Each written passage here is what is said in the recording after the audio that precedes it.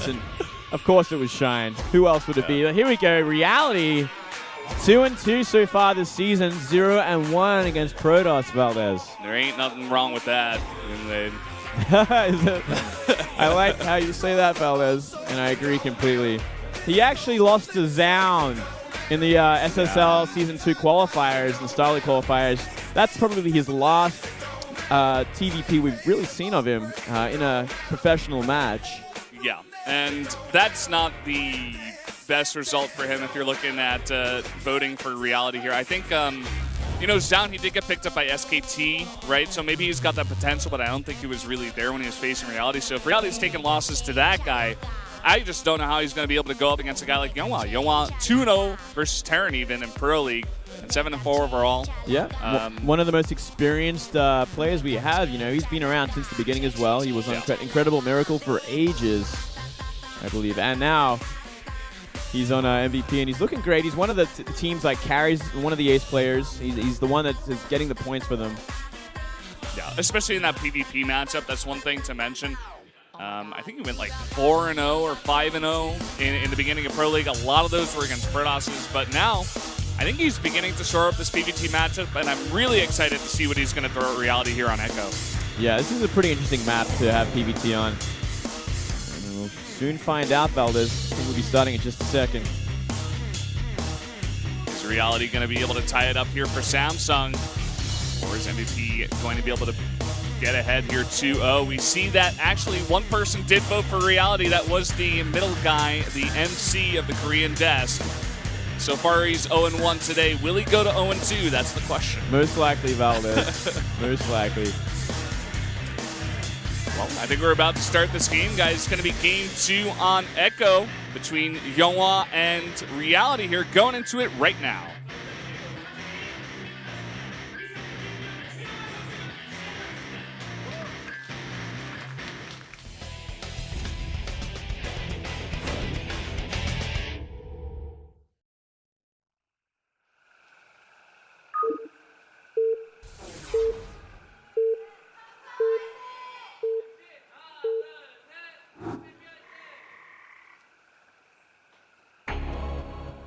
Up here in the top left, in the blue for Samsung Galaxy Con, it is Reality. Down here in the bottom right for MVP, it is YongHwa. Look at that face. He's determined. Uh-oh. Sha, sha. I'm not sure what that sound is supposed to mean. No. I guess the sound of cheering for someone. Could be the sound of a duck. You know, we did see a duck in that on that cheerful. I think that's just one of the cacao emoticons. She just like draws a random one every time. It's kind of funny. So the fans have voted. It is a 70% to a 30% vote here in favor of YongHwa. That's a pretty fair sort of estimate, I'd have to say. 70% to 30%. Reality, yeah, we just haven't seen much of this guy. I haven't seen much of him winning, especially. Like, he hasn't had the best of games this season, at least. Where YongHwa, you know, he's looking great. He had a lot of trouble against Terran recently in the Kesper Cup qualifiers. He dropped to like 3 of them, actually. But after that, he did play a great game against Sorry. So I have mixed emotions about him, Valdez, but he does have that amazing PvP as well. That's kind of the way I felt about this whole entire first matchup of the day. I kind of just feel mixed emotions about every single player coming out here, except Gumiho, I think, you know? That's a safe bet right there. You even look at Losira, someone who's coming up next. He was performing so well in the beginning of round 1, but then he kind of fell off a bit as well. And Deer, the same thing. And you look at Solar as well. It's just all these guys, like, they have their ups and downs. Some of them are inconsistent. Some of them just don't perform well. It's kind of an interesting first matchup here for Monday. It kind of came from, like, there's teams like MVP teams and the, I guess the Spenu at some point. Like, these players, they seem to just kind of run out of steam eventually.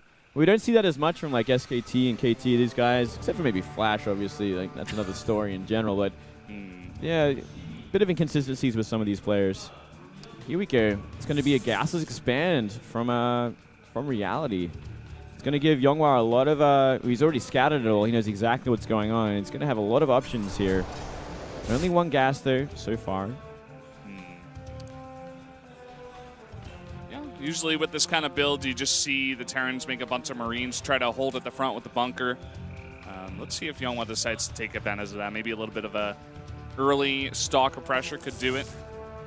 But YongHwa, not known as the most aggressive Protoss at the same time. Loves to sit back, get up his Colossus count, and just kind of go toe-to-toe with the Terran in those mid-game fights. So let's see how it turns out here. Yeah, he is a very defensive sort of Protoss player, which is something I can appreciate with as well. You know, it's very smart sort of safety style. Can be a bit drawn out, but I didn't mind it at all. I love to see that sort of defensive style against Terran players, kind of like what CJ Hero does a lot. Oh, yeah. He kind of just goes to 3 base, to go for very heavy upgrades, and just be so clean with his defense. He just gets enough observers out, and he just doesn't take damage. Yeah. Well, here we go right away. It looks like there's going to be some hidden tech. I think that has to be a Stargate, man. That's a Stargate for sure. Yeah. Sense it.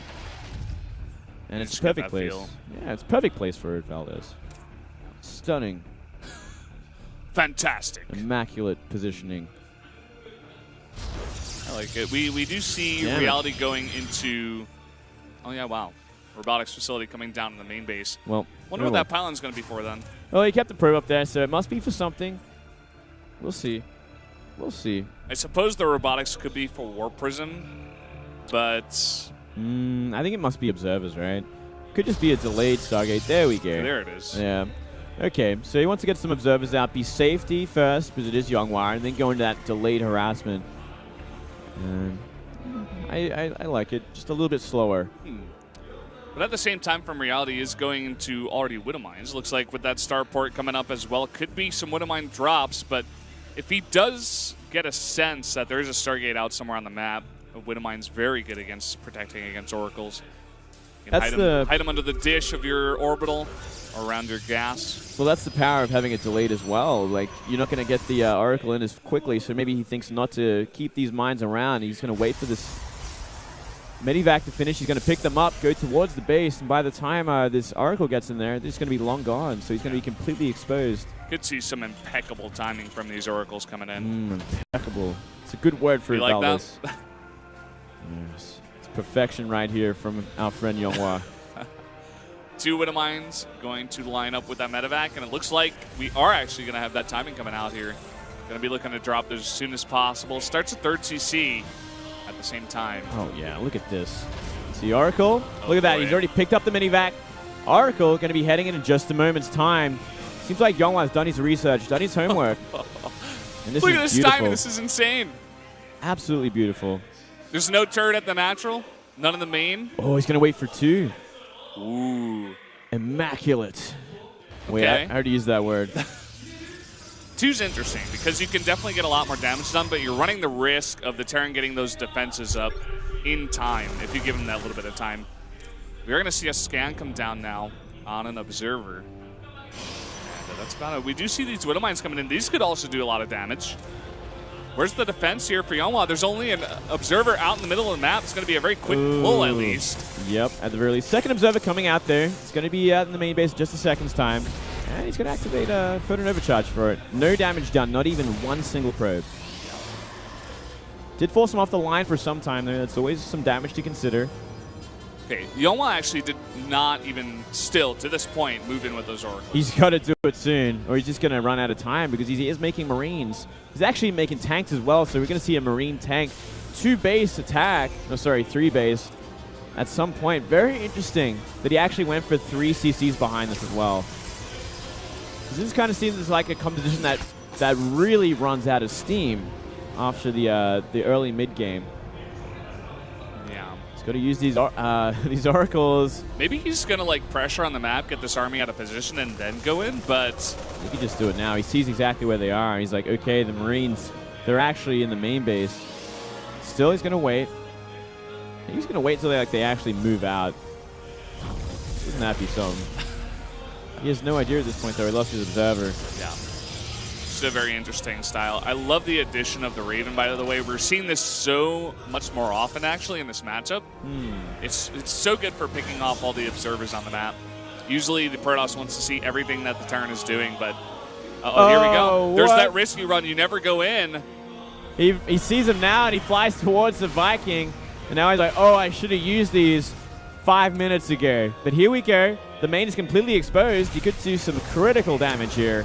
And with 2 of them in here, he's already going to get 4 SCVs. 6 now.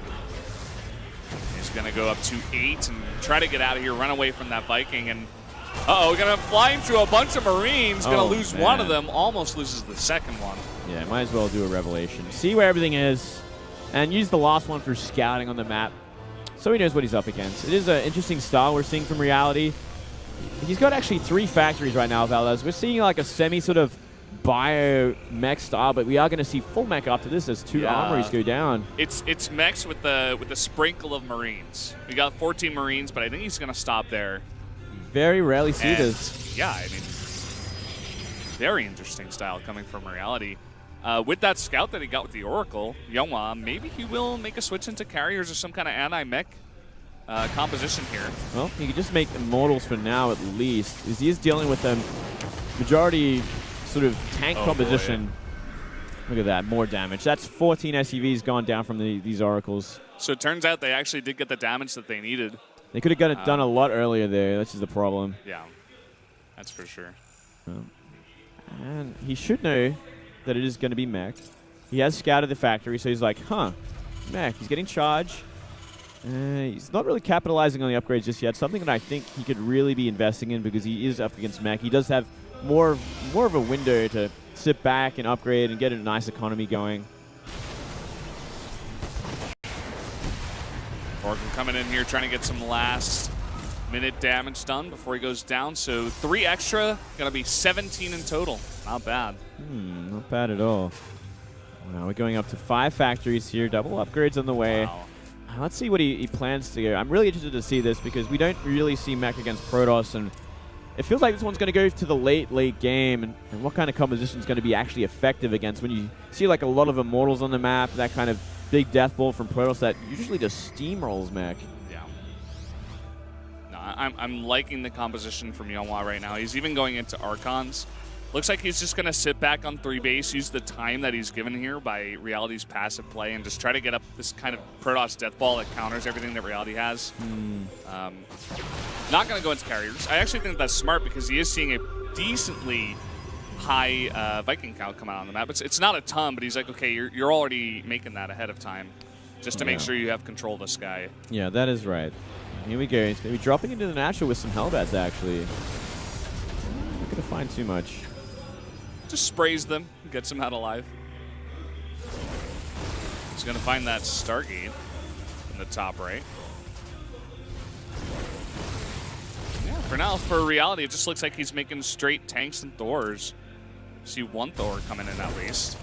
Yeah, you know, the kind of advantage that Reality did get to take early game was the fact that YongHwa was definitely setting up for a defense against most likely bio drops, mine drops, etc. And he wasn't really considering that mech would even be an option. So like he got his 3rd base a lot later than Reality even. Reality was up and running for quite a while before YongHwa had his going. So he did take he got a bit behind when it came to supply and economy. And look at it now, it's like 20 supply lead, 10 supply lead now for Reality, almost maxing out. Yeah, you know who also did this, I think, way back when? It was Byung versus Classic on Outboxer. He made a Raven very early on to counter the Observers coming in the main, and then he just went mech, and he totally caught Classic off guard. And he hit some kind of timing in the mid-game. Reality doesn't hit that timing. No, he's going all the way. He's just sitting back and even getting a 4th base up here. So I suppose now that YongHwa's had enough time, like he definitely did get behind earlier on in the game, but he is going to have ample time to at least build that death ball to counter this. But I really love the addition of Ghosts. I want to say this also into the mix by Reality. It's going to be good against literally everything that the Protoss has. Yeah, this is fantastic. Look at this. Hellion's actually fighting these Blink Stalkers. I don't know if that's the right choice. Oop, doesn't want to take too much damage on these Zealots there. Be careful. Both sides nearly maxed out as well. So we're going to most likely see the Protoss try and push one of these bases, though it is going to be a planetary, that 5th base on the map. Sorry, that 4th base. Yeah. So many tanks as well. With the use of Ghosts, it's going to be a hard fight for YongHwa, actually. I'm kind of excited to see how this Terran mech performs. Oh, yeah.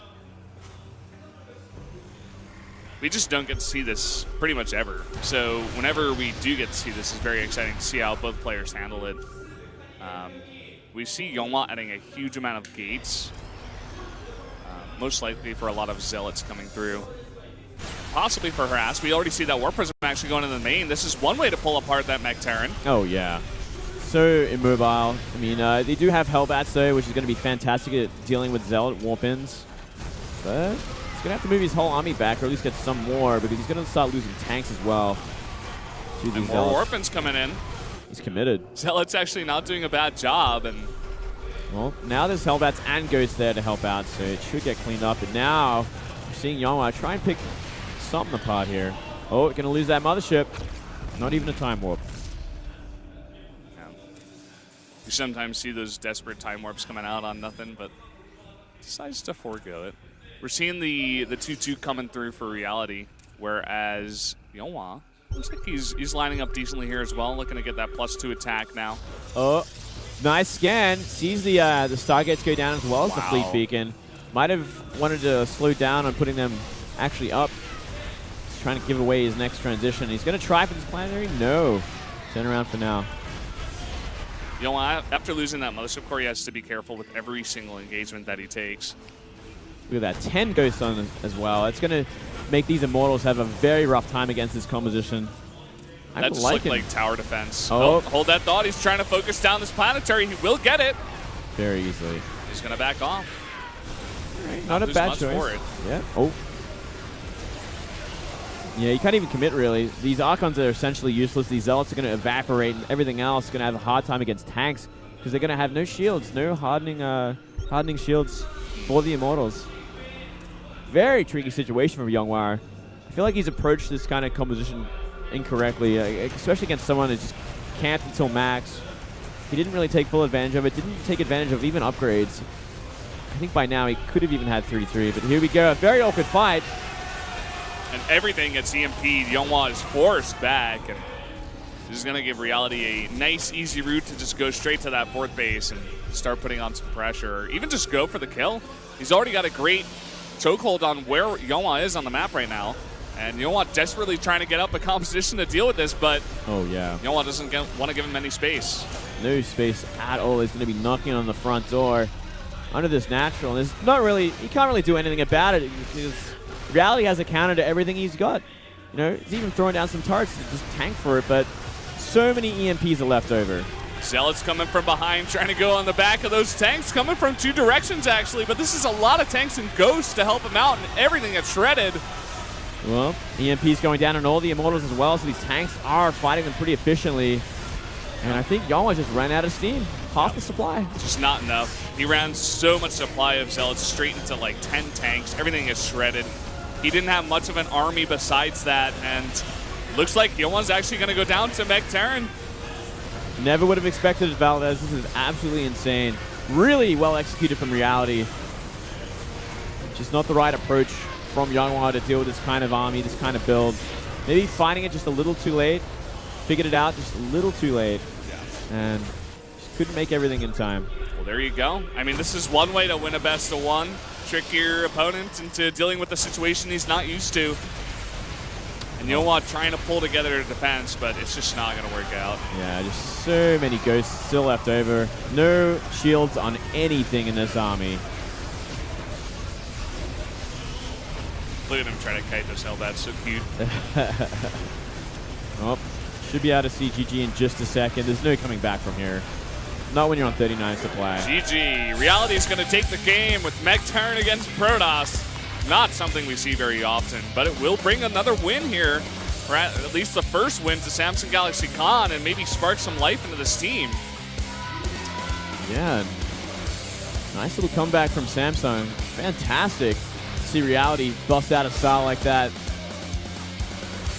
I don't know, Valdez. Not what I expected, man. Not at all, man. Going to be seeing Deerless versus LeSure next as well. That should be a lot of fun. All smiles over there on the Samsung Galaxy Con bench. I wonder if they were expecting him to take that win. Hard to say, you know. It's a very interesting match. Both players have been pretty inconsistent in the past, so it's very hard to kind of predict as well, Valez. It's our first misprediction for the day. It's all good. MVP trying to get it back together. But at the same time, you know, they are going into this next match with Lucira. They've talked about how he's their ace player so many times. They should be at least confident going into this one. They should be. Deer, he can be very dangerous there. If he's on a good day, sure. If he's not, then we'll see. So that's one problem we've had with Deer recently, Valez. It's just like, he's so hit and miss. It could be a great day, it could be a pretty average one. It is going to be an Expedition loss as well. That's the one thing. I think that should be able to help out Lucira a little bit. But let's see how that's going to go. I think we're going to take that 3-minute break first, guys. After the break, we'll see you guys then.